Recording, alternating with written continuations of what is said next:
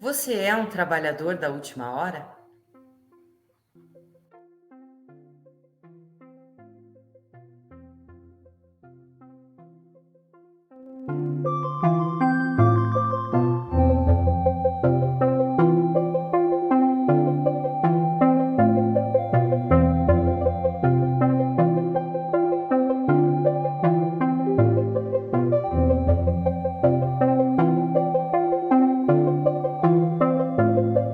Olá, boa noite. Sejam muito bem-vindos ao nosso momento da palestra. Hoje teremos o Evangelho segundo o Espiritismo, capítulo 20, Os Trabalhadores da Última Hora, onde a instrução dos Espíritos nos chama a refletir sobre os últimos serão os primeiros, a missão dos espíritas e os obreiros do Senhor. Para refletir com a gente, teremos uma convidada muito especial, que é a Raquel Zarpelon. Boa Olá, noite, Raquel, tudo bem? tudo! Estou muito Seja feliz por estar bem-vinda. com vocês hoje. Seja bem-vinda. Que Deus te ilumine, que você consiga transmitir a palavra de Jesus e que chegue a todos os corações de quem nos assiste. Muito obrigada e que assim seja. Eu vou fazer uma breve leitura e uma prece e passo a palavra para você. Vamos lá, então.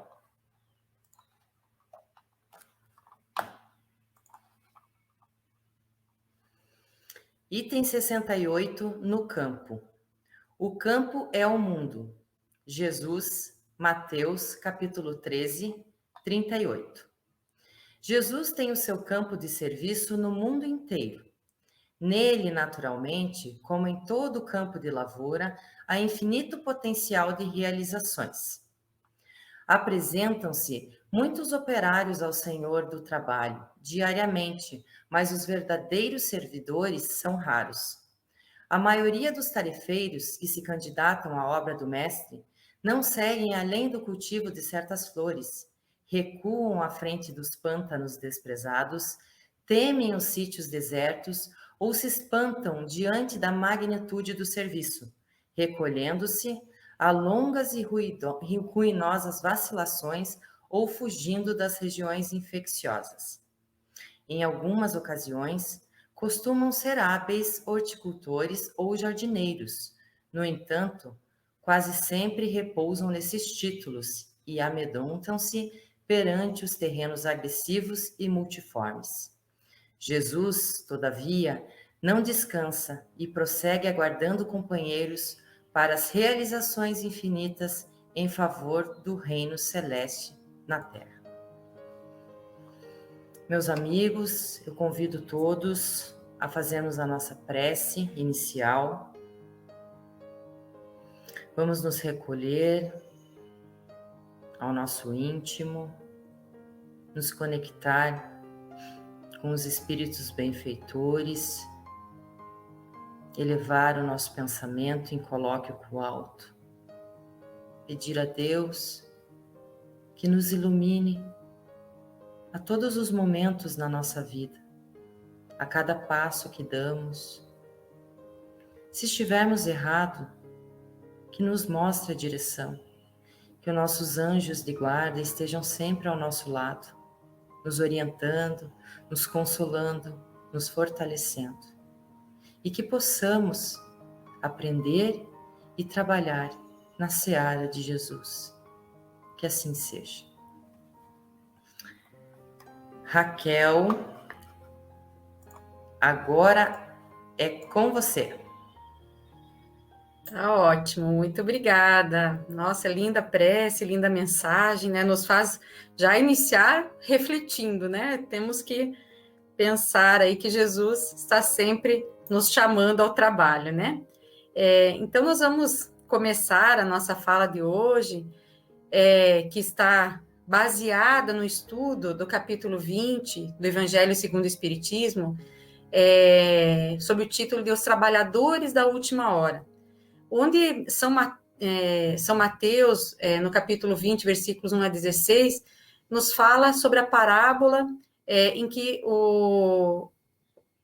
nos traz uma forma de pensarmos qual seria a maneira, qual seria a melhor atitude que deveríamos ter para que pudéssemos ter direito a entrar, entre aspas, no reino dos céus, né? Aí Jesus nos traz essa parábola belíssima, que é muito interessante, muito questionadora, no sentido de que nós devemos pensar o que ela realmente quer dizer, né? Em que ele fala que o reino dos céus é semelhante a um pai de família que saiu de madrugada a fim de assalariar trabalhadores para a sua vinha. E ao ele sair, ele foi trazendo, né, os trabalhadores para o trabalho na sua vinha. Então, ao longo de todo o dia, ele foi contratando esses trabalhadores, né? E para cada trabalhador que ele contratou, ele falou, né? Ele convencionou que pagaria um denário a cada um por dia. E assim foi ao longo do dia. No final do dia, quando eles iriam receber um denário pelo trabalho, ele chamou primeiro aqueles que tinham sido contratados na última hora, ou seja, aqueles que trabalharam na última hora. E a esses ele deu um denário.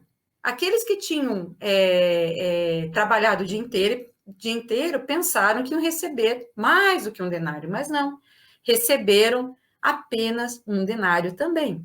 Então, o que nos chama a atenção, inicialmente, é o senso de justiça, né? Nós pensamos que esse senso de justiça ele está equivocado. Por quê? Porque se todos trabalharam períodos diferentes, na nossa convenção humana, o ideal seria, o correto seria que cada um recebesse referente ao que trabalharam. Mas nós não podemos esquecer que Jesus sempre, em seus ensinamentos, procurou trazer à humanidade conceitos muito profundos, referentes à espiritualidade e à conduta humana. E ele trazia esses ensinamentos através de parábolas, e ele trazia para todos que estivessem ouvindo, fossem eles doutores da lei ou pessoas sem instrução. Então, as parábolas, como se fossem histórias, chegaram até os nossos dias para que nós possamos continuar refletindo sobre essas parábolas. E não apenas ler no seu sentido literal, né? Nós devemos tentar compreender o que que essa parábola vem nos instruir. E no Evangelho segundo o Espiritismo é muito interessante, por quê? Porque os Espíritos justamente nos explicam sob outro ponto de vista, ou sob o ponto de vista mais profundo, o que essas parábolas querem nos dizer, né? Esses conhecimentos, então, eles vieram velados, mas eles devem ser avaliados por nós, e nós devemos refletir profundamente nesse sentido, né?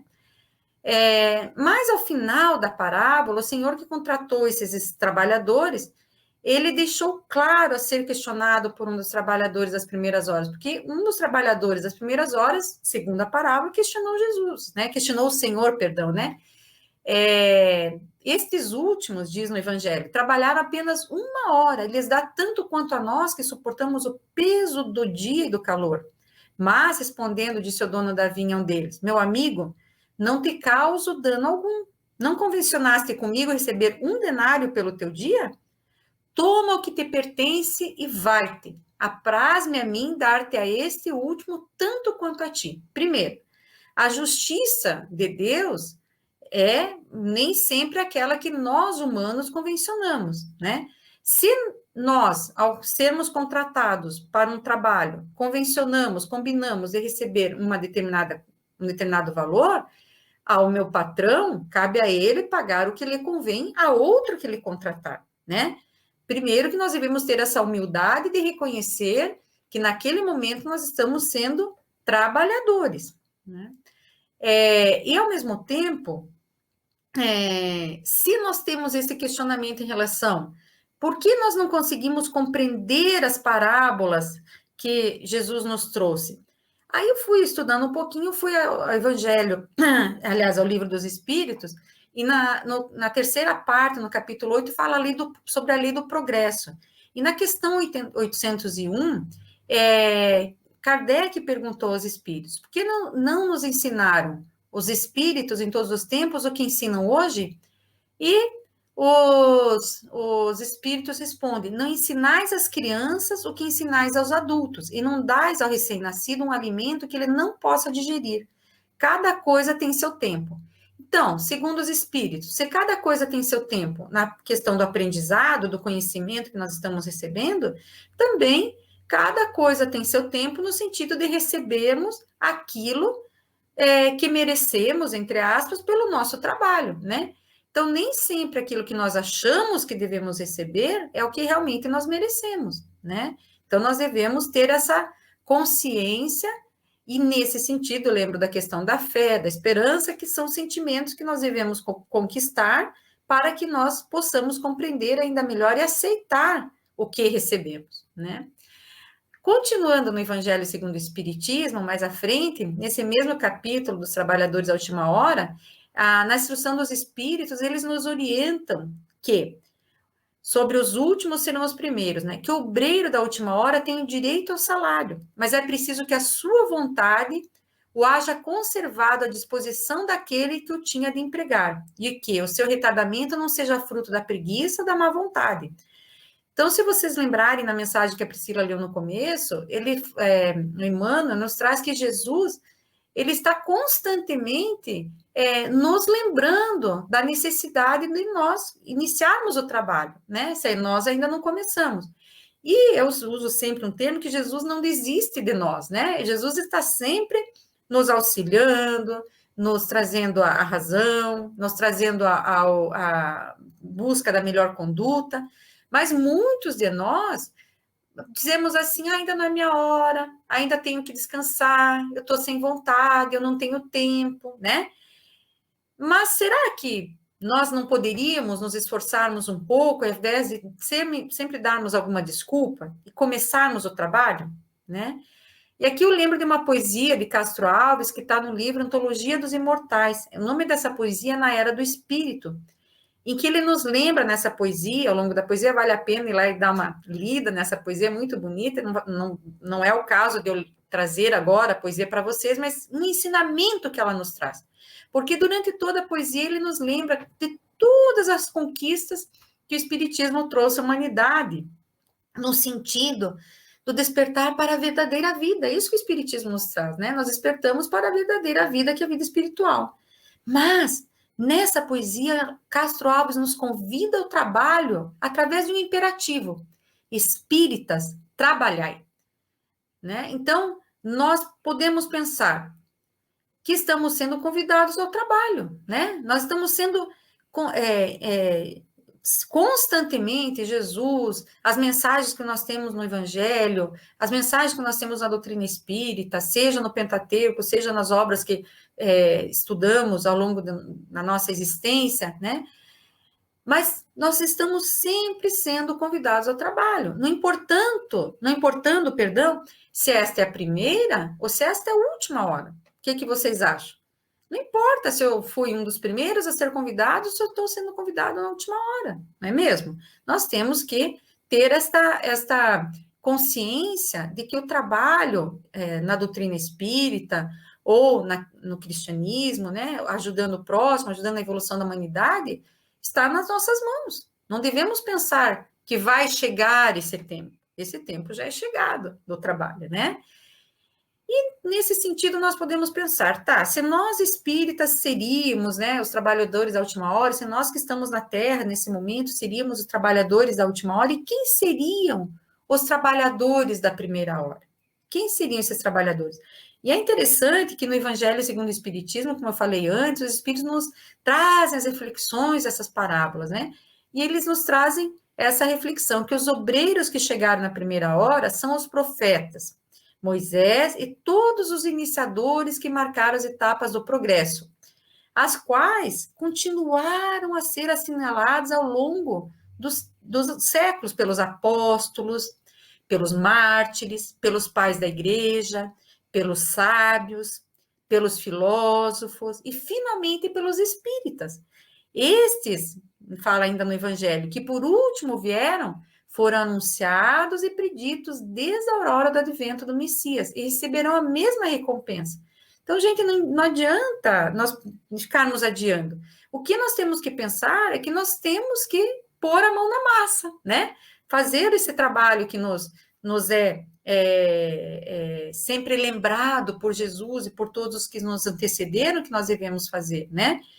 E ele continua no Evangelho, fala assim: aliás, muitos dentre aqueles revivem hoje, ou reviverão amanhã, para terminarem a obra que começaram antigamente, outrora.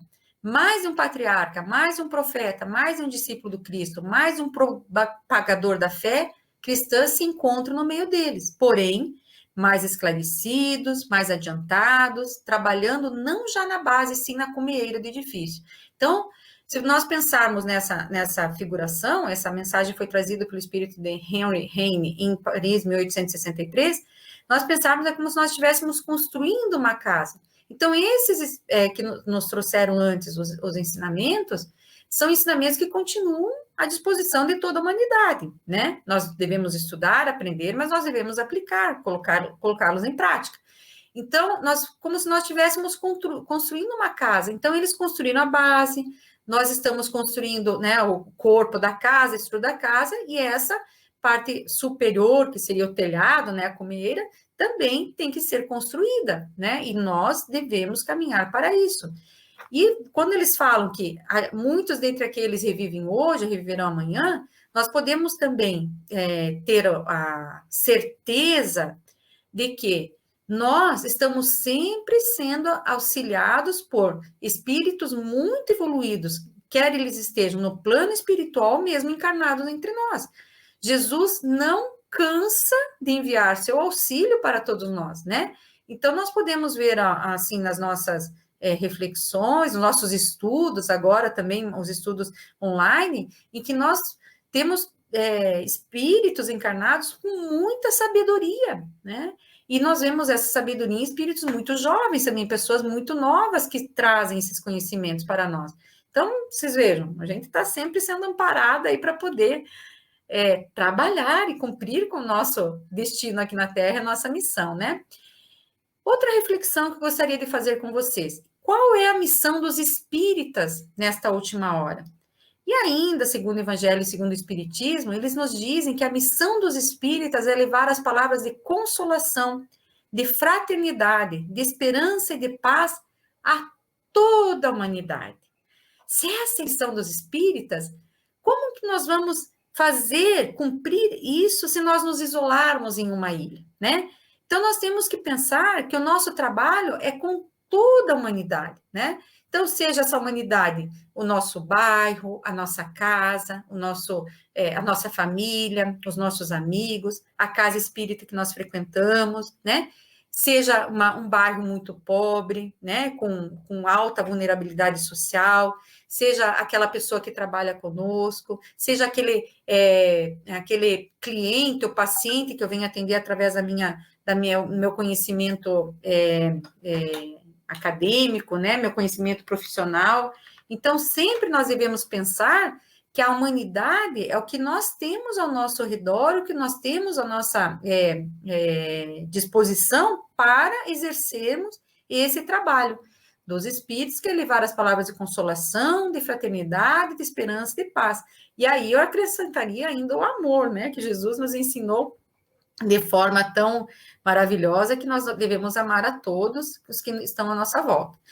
E ainda no Evangelho, os Espíritos nos dizem que faz-se mister, regueis com os vossos suores o terreno onde tendes de semear, porquanto ele não frutificará e não produzirá, senão sob os reiterados golpes da enxada e da charrua evangélicas. Ide e pregai. Então, nós devemos trabalhar, falar das palavras de consolação, de amor, né? E mais um detalhe, gente: respeitar o momento de cada pessoa para a qual nós estamos desenvolvendo esse trabalho. Alguns compreendem de forma mais rápida, alguns demoram um pouquinho mais, alguns aceitam que nós falemos, né, em nome da doutrina espírita, outros não. Então, vamos também ter esse cuidado de que forma que nós vamos falar, porque o que Jesus nos diz é que nós devemos levar o amor, né? O que os espíritos nos dizem, levar palavras de consolação. Então, jamais tentar impor algo para as pessoas, mas sim levar não apenas através da palavra, mas através do nosso exemplo também, que é o mais difícil, né?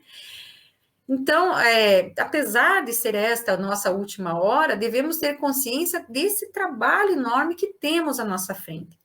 E eu gostaria de trazer a vocês também mais alguns textos de outros livros, né, fruto da pesquisa que eu fiz.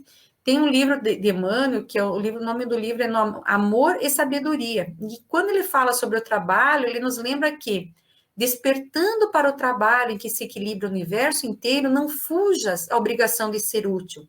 Recorda que Jesus, o divino mentor da Terra, continua trabalhando e fazendo o melhor que possas, e tudo que possas na construção do bem junto dele, em letra maiúscula, encontrarás na exaltação da própria alma a glória e a felicidade que flui do serviço incessante da paz imperecível. Então, nós devemos buscar, através do nosso trabalho, estar junto de Jesus, ou seja, seguir as suas orientações. Por isso que o estudo é tão importante. Por isso que nós, na doutrina espírita, sempre buscamos reforçar a necessidade de estudarmos e compreendermos, de refletirmos e de aplicarmos também a racionalidade ao que nós estamos aprendendo. Num outro livro, esse livro é um livro que foi psicografado por Divaldo Franco, com os ensinamentos do espírito de Joana de Ângeles, o livro é Desafios e Soluções.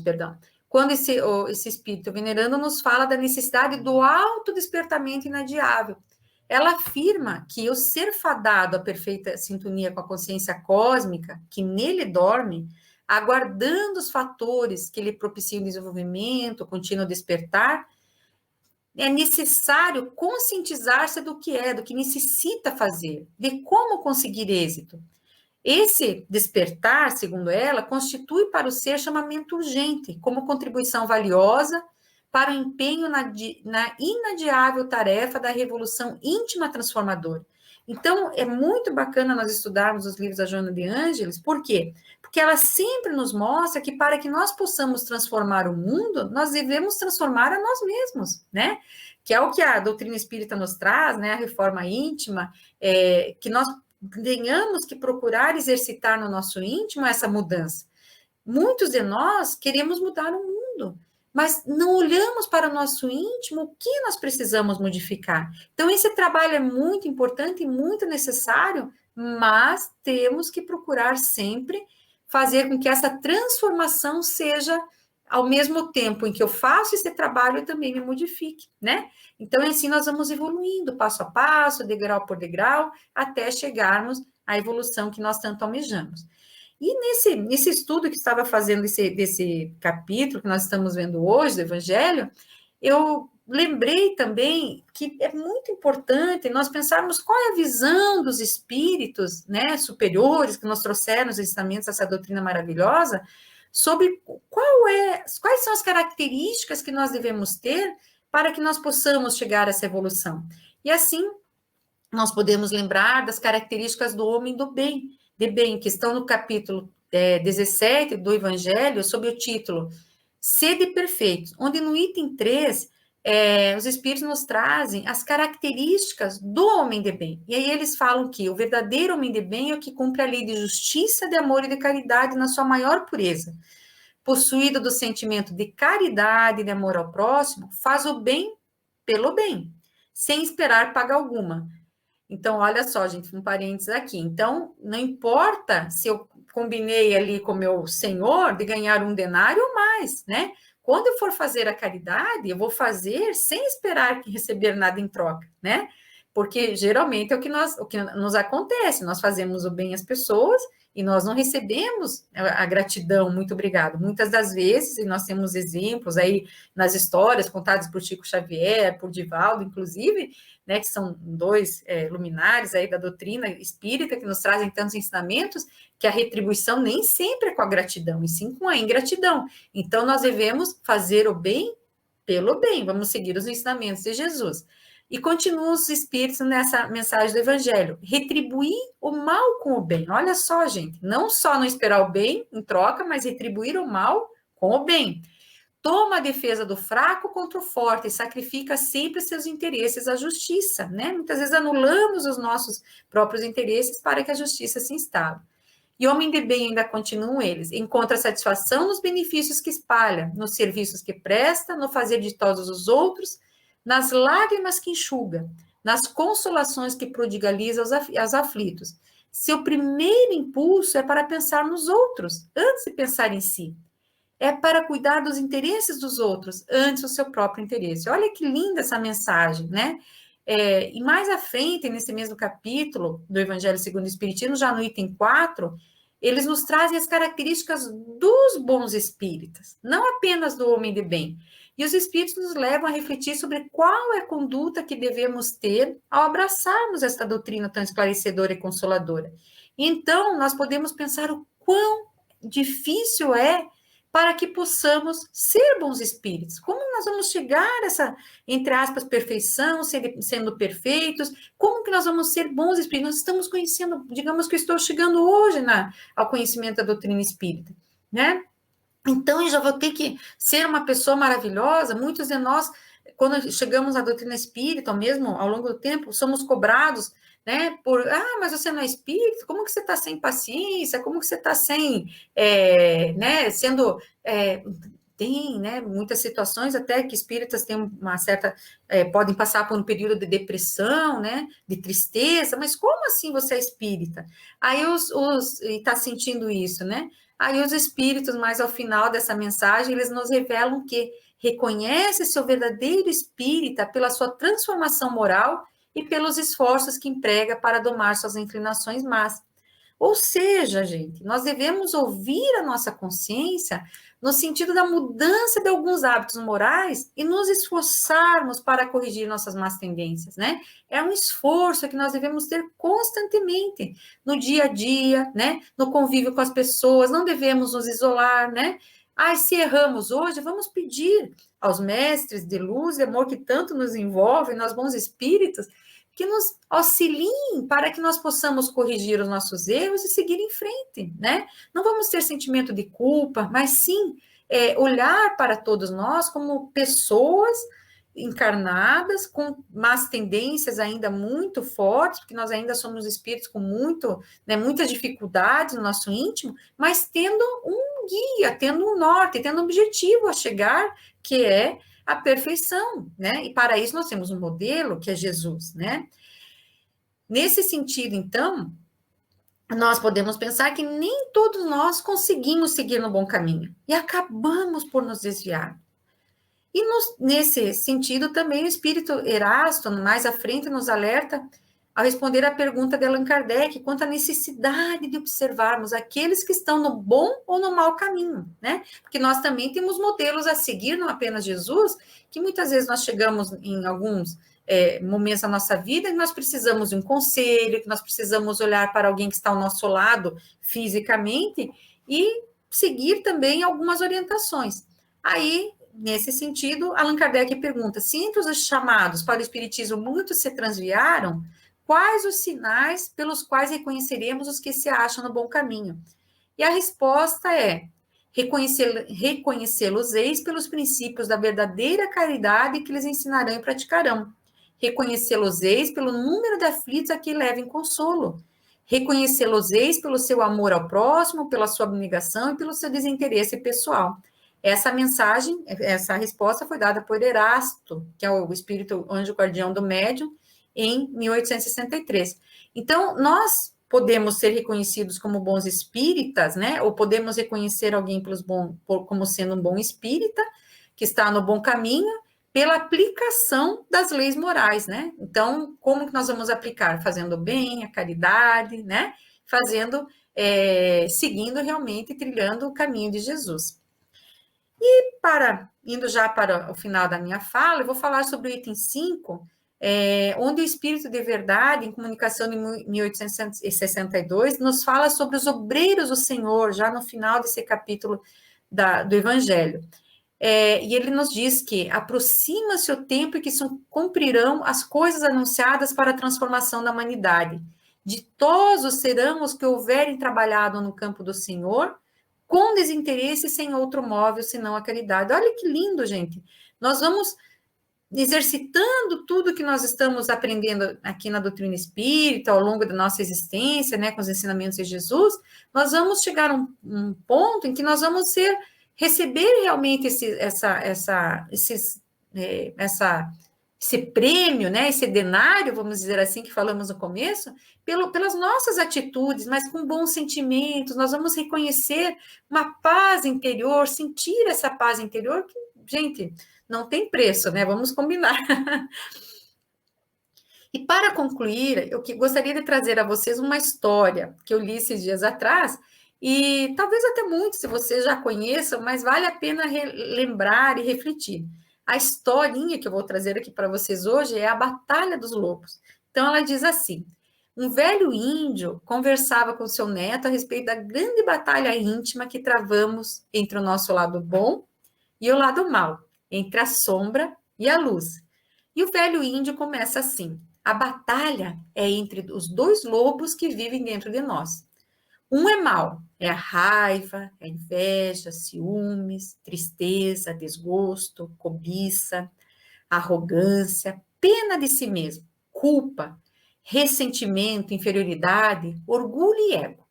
Outro lado é bom, é alegria, fraternidade, paz, esperança, serenidade, humildade, bondade, benevolência, empatia, generosidade, verdade, compaixão e fé. E o neto do velho índio pensou nessa luta entre os dois lobos e perguntou ao avô: mas avô, qual é o lobo que vence? E o velho índio respondeu: aquele que você alimenta. Qual dos dois lobos nós vamos alimentar? É chegada a hora, meus amigos, de deixarmos de lado a preguiça, o comodismo, o desânimo e começar ou continuar o trabalho ao qual estamos recebendo o convite há tanto tempo.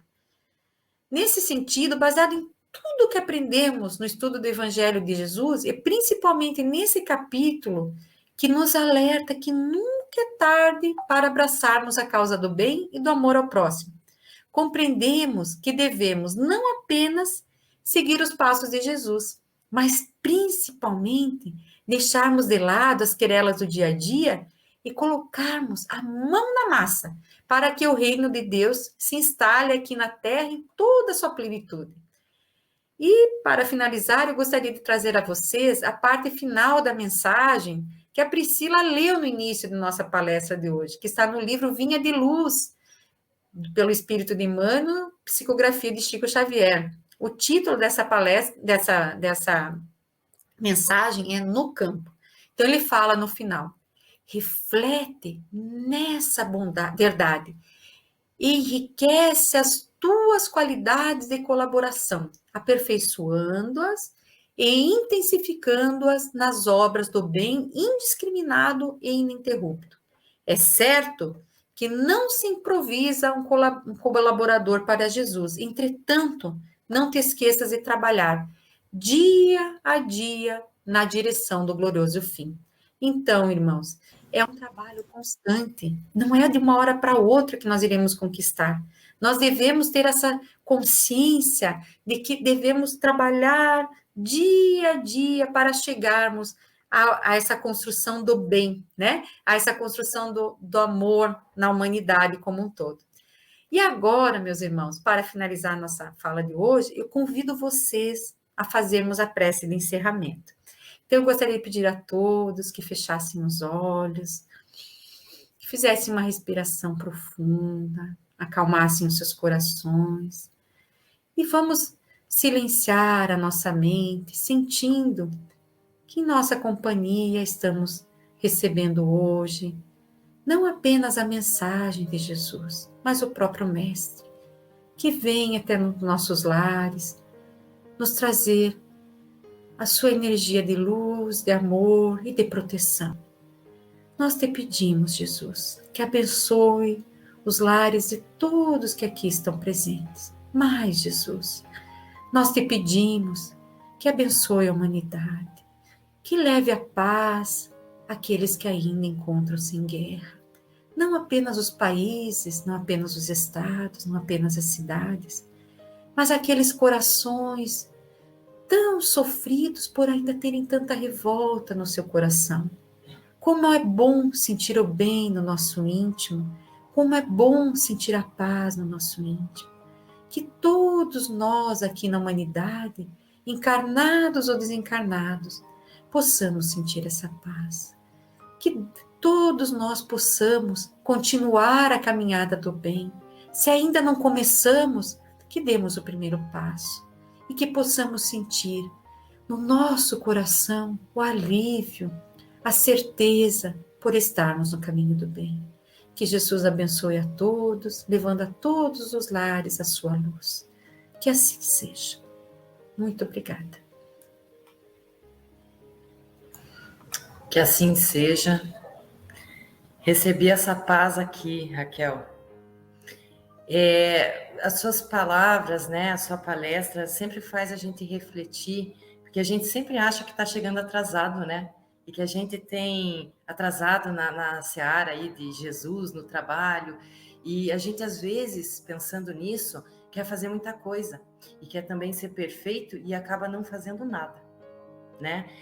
E a gente também acha que a nossa missão tem que ser tão grandiosa, né? Eu tenho que fazer grandes coisas, mas não, a gente precisa começar fazendo coisas pequenas, e uma delas pode ser a de ouvir mais do que falar, né? Ouvir mais as pessoas, porque às vezes elas só querem desabafar. Bom, para todos vocês que assistiram a palestra, né, e querem começar a ser trabalhadores, há uma coisa que vocês podem fazer, que é divulgar as palestras do nosso centro.